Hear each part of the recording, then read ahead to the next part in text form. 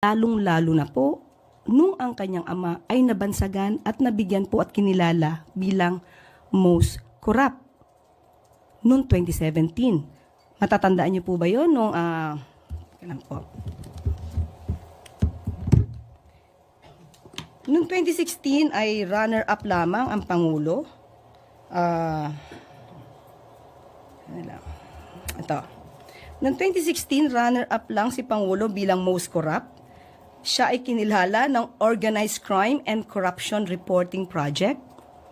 Pero noong 2017 ay nag-level up si dating Pangulong Duterte at siya na po yung naging awardee at kinilala ng People of the Year being the most corrupt.